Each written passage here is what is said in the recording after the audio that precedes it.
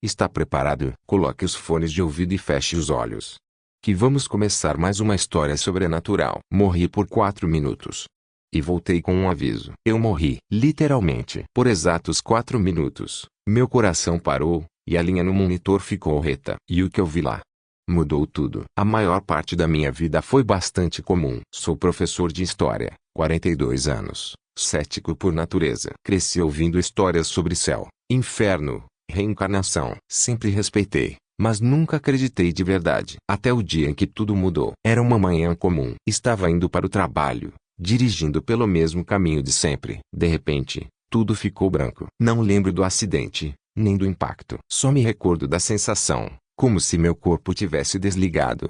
Como uma lâmpada se apagando. Disseram que meu carro foi atingido por um caminhão. Sofri múltiplas fraturas, traumatismo craniano e uma parada cardíaca. Os paramédicos me reanimaram após 4 minutos. Mas o que vivi durante esse tempo é o motivo de eu estar contando isso agora. Quando acordei, não estava no hospital. Também não estava em nenhum lugar reconhecível. Havia um vazio silencioso, mas não era escuro. Tudo era envolto por uma névoa leitosa, como se eu estivesse dentro de uma nuvem. Ao meu redor, percebi formas, não exatamente pessoas, mas silhuetas brilhantes, como sombras feitas de luz. Elas não falavam, mas eu sentia seus pensamentos. Elas me reconheciam, como se me esperassem. Uma das presenças se aproximou mais. A energia que emanava dela era avassaladora, mas reconfortante. Ela me disse, sem palavras: você foi chamado antes da hora. Mas já que está aqui, precisa lembrar. Foi nesse momento que tudo ao meu redor se transformou. Fui puxado para uma espécie de túnel, mas, de novo, nada físico. Era como se minhas memórias, emoções e até vidas passadas se cruzassem ao meu redor. Vi cenas da minha infância que havia esquecido. Vi minha mãe me segurando quando bebê. Vi coisas que nunca vivi, ou pelo menos, não nessa vida. Me vi em outras épocas, com outras pessoas, como se tivesse vivido tudo aquilo antes. Quando perguntei, mentalmente, o que significava tudo aquilo, a presença respondeu: tudo está conectado. O tempo não é linear como você pensa. Você precisa se lembrar, antes que seja tarde demais. E então, o impacto foi como ser puxado para dentro de um redemoinho. A presença se afastava, mas me deixou uma última mensagem que ecoa até hoje: eles estão vindo. A escolha será sua. Lembre-se do que viu. Voltei ao meu corpo com uma dor insuportável e o som dos aparelhos ao meu redor. Médicos e enfermeiras gritavam,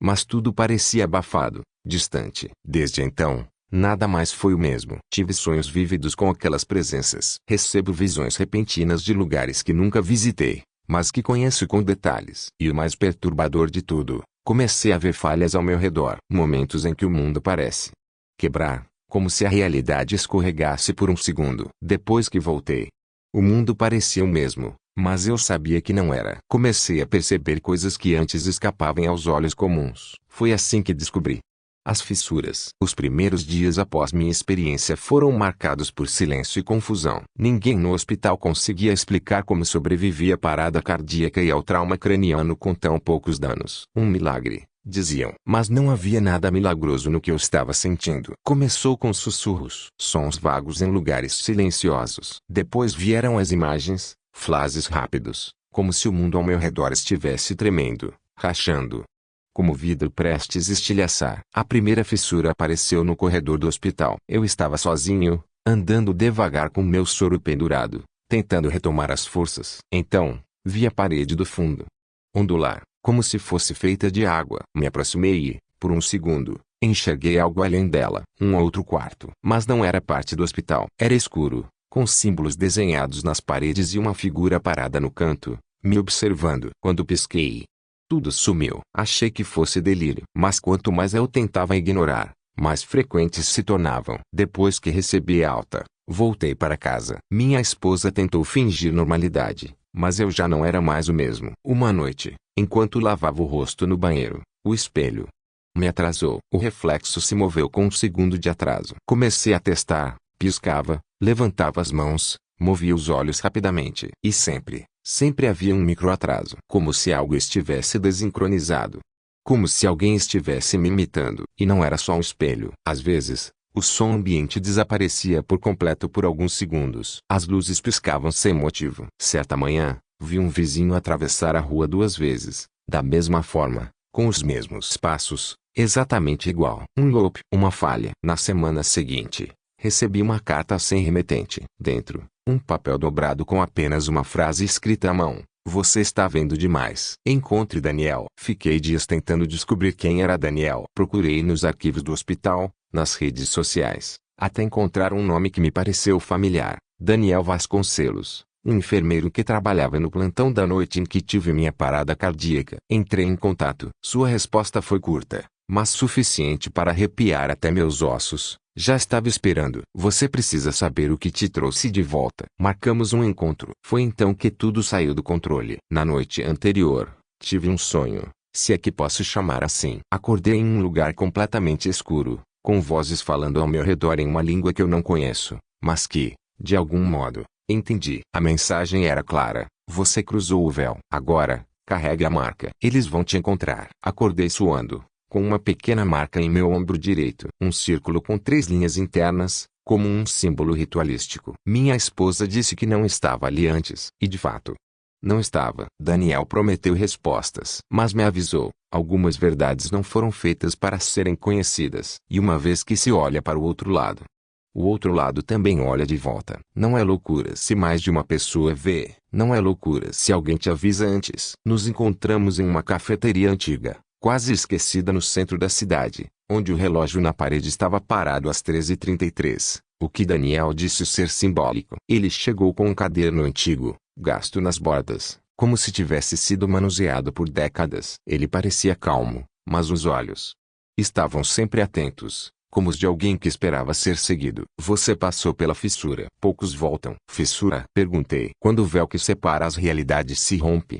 você escapa por um instante e, quando retorna, já não está no mesmo lugar de onde saiu. Daniel contou que trabalhou no hospital por 12 anos. Sempre em turnos da madrugada, sempre em setores de UTI, onde pacientes morriam. E, às vezes, voltavam. Alguns voltavam diferentes. Como eu. Ele me mostrou recortes de jornais, anotações com símbolos e padrões temporais, e fotos borradas de pessoas com as mesmas marcas que eu agora tinha no ombro. A maioria enlouquece. Alguns somem. Mas alguns, como você, são escolhidos. Escolhidos por quem? Ele hesitou. Pelos que vivem nas margens. Aqueles que nunca deveriam ter sido vistos. Daniel me levou até o que chamou de ponto fixo. Um lugar onde a realidade está mais fina. Um beco abandonado atrás de um hotel antigo. Ali, o tempo parecia desacelerar. Eu ouvi minha própria respiração e eco. O ar estava mais denso. Você precisa se lembrar do que viu durante a parada. Os detalhes importam. É assim que se navega entre as camadas. Lentamente, memórias que eu achava alucinações voltaram. Vozes sussurrando, portas flutuando no vazio, olhos me observando por trás de véus de sombra. E se eu não quiser continuar? Perguntei. Você não tem escolha. A marca significa que já começaram a te caçar. Antes que eu pudesse perguntar mais, um som cortou o ar, como um vidro sendo arranhado por dentro. Um rasgo apareceu na parede. Algo estava vindo. Mas Daniel me puxou. Corra. Ainda não estamos prontos para enfrentá-los. Depois que você enxerga o outro lado, ele também pode te ver. E, pior, pode te tocar. Naquela noite, não consegui dormir. Toda vez que fechava os olhos, ouvi o som do rasgo, como se o espaço estivesse se partindo do outro lado da parede do meu quarto. No dia seguinte, Daniel me entregou um mapa desenhado à mão com pontos pela cidade. Disse que eram locais de fragilidade, onde fissuras aparecem com mais frequência. Um deles estava dentro da minha casa. E aí tudo fez sentido. A sombra que minha esposa dizia ver no corredor à noite. O barulho de passos quando todos estavam dormindo. O cachorro latindo para o teto, sempre no mesmo horário. Estávamos morando sobre uma falha da realidade. Começamos a documentar. Instalei câmeras. Gravei áudio. E em uma dessas noites, às 13h33, uma das câmeras captou algo. Uma figura alta,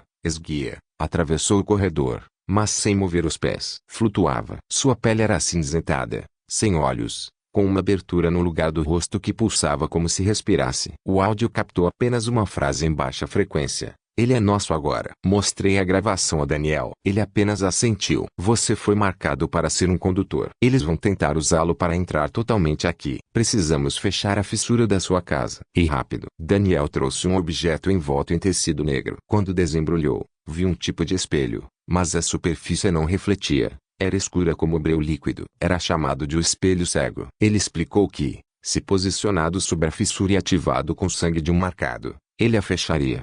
mas não sem consequências. Naquela noite, realizamos o ritual. Cortei a palma da mão, deixei o sangue cair sobre o espelho. O chão tremeu, o ar ficou denso. A figura voltou, mas não conseguiu atravessar. Gritou, um som que não parecia deste mundo, e foi puxada de volta por tentáculos de sombras. O espelho rachou, e Daniel me olhou, pálido. Isso não vai impedi-los, só vai atrasá-los. E agora?